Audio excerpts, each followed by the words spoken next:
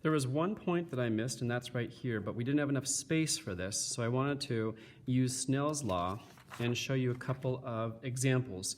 How to find a missing angle given the other variables, and then how to find also the index of refraction. So we're using Snell's law for this.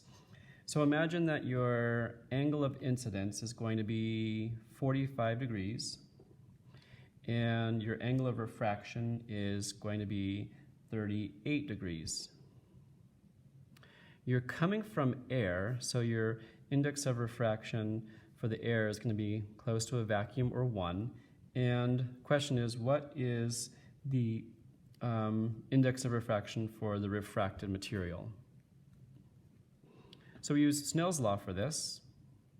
Ni times the sine of theta I equals nr times the sine of theta r. We're solving for nr, so we divide both sides by the sine of the refracted angle, sine of the refracted angle. And then the index of refraction for air is 1, so that's going to cancel that one right there. So this is just going to be the index of refraction of the refracted material will equal to the sine of 45 divided by the sine of 38.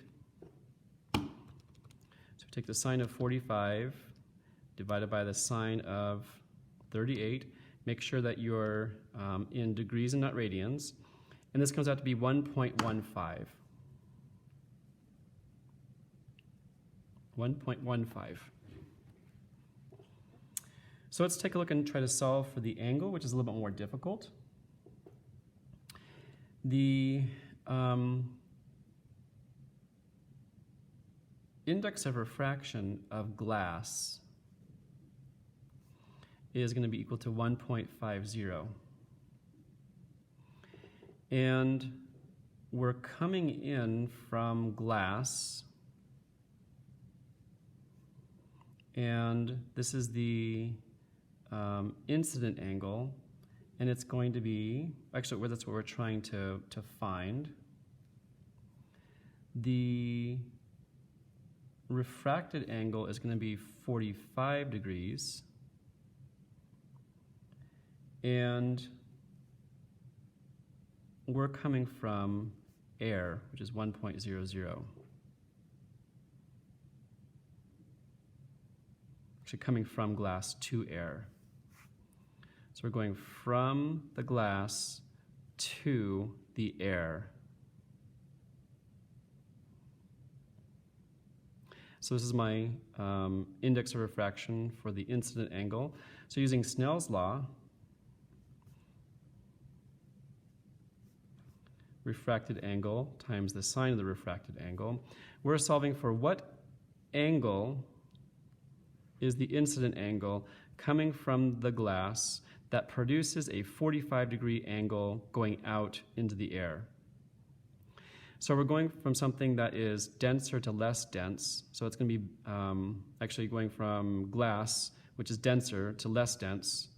From glass to air is going to be, so it's going to be bending away. Okay, so let's go ahead and divide this both sides.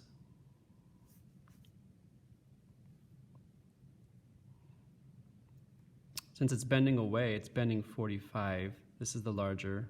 Let's sketch this. This is the normal. It's coming out. Here's glass. Here's air. It's coming out at a 45-degree angle.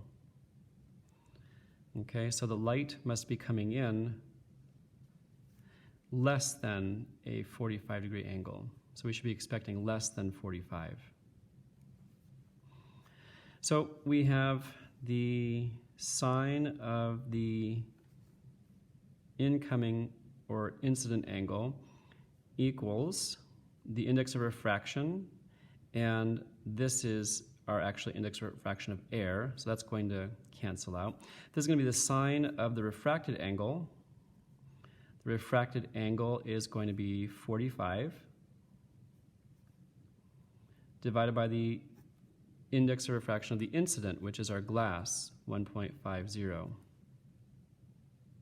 So in order to get to this, we have to take the inverse sine of both sides. So the inverse sine will cancel with the sine.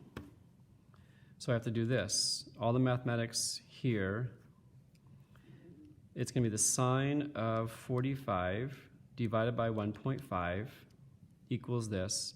Then I'm going to have to do the inverse sine of my answer. And so my incident angle is going to be 28.1 degrees, which will produce a 45-degree refraction.